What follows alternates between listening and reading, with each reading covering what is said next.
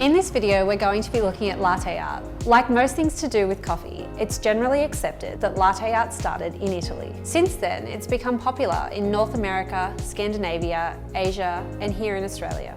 It's become so creative and competitive that regular World Championship contests are now held. Latte art is now an integral part of coffee culture, and to you and me at home, it's an indicator of a great cup of coffee. With latte art, it's not just the microfoam milk on top doing all the work. It's the delicate balance of the oils in the espresso, the crema, mixing with the silky texture of the milk. For our customers, the first taste of a coffee is a visual one, so latte art is in many ways a natural progression in coffee making, wanting to serve something beautiful, pleasing to the eye, just like plating with food. Second, it demonstrates the passion and care that's gone into making the coffee. It takes a lot of skill and precision to pour latte art, starting with the freshly pulled espresso. And of course, for the barista, it's a challenge of their creativity. Most cafes these days will have at least a basic level of latte art. This is what you'll need for this section. An espresso machine with a steam wand that has powerful steam, a milk jug, a bowl-shaped cup, fresh espresso with good crema as your base, and fresh milk. Before we start, just a few points about the kind of milk you can use. Alternative milks give you different results. Dairy milk, for example, gives you the best result in terms of microfoam and texture.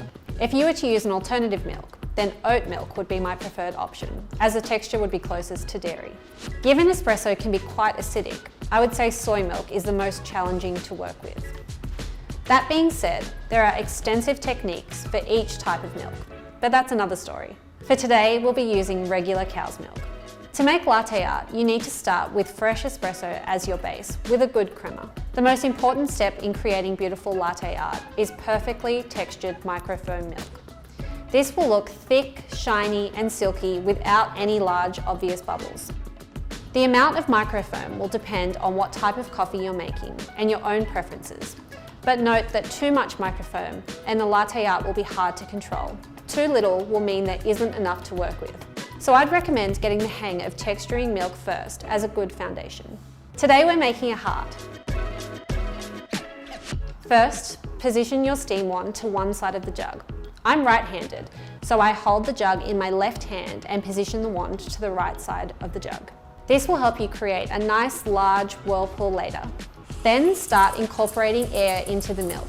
This sounds like a gentle hissing sound. When you see the milk has started to expand, drop the steam wand further and create the whirlpool. Check with your hand for the desired temperature and turn off your steam. See our microfoam tutorial for milk texturing tips. Keep everything swirling, both your espresso and milk. You want the foam and milk to stay incorporated for a silky pour. Tilt your cup and pour the milk from a higher height to break up the crema. Stop and pour lower in the center of the cup to start your heart. Pouring lower leaves the white trace on the surface, creating the art. Wiggle your wrist, and when the cup is almost full, pull up your jug and slowly draw through the center to create the point of the heart. There are a few different techniques when it comes to latte art. For some baristas, that starts with the milk jug. Some will have jugs just to texture the milk, and they'll decant that into another jug for pouring latte art. Having a preferred jug is all to do with weight, feel, shape, size, and the fluid dynamics as the milk moves through a spout. It's very personal. As for techniques, there's free pouring, where it's all poured out of a jug and whatever comes out is what you have, so a pattern created during the pour. Then there's the etching process, where you're dragging, say, the crema through the white part of the milk, or vice versa. You do this with a toothpick or the back of your spoon or whatever tool you prefer.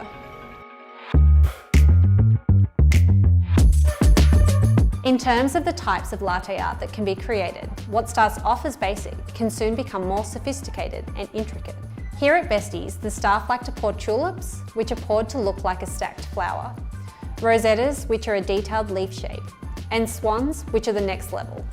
In latte art contests and championships, there are even more intricate and detailed designs, with no end of talented baristas creating amazing final flourishes to a cup of coffee. You can do latte art at home if you have a coffee machine with a steam wand that can build enough pressure to get you a good milky texture.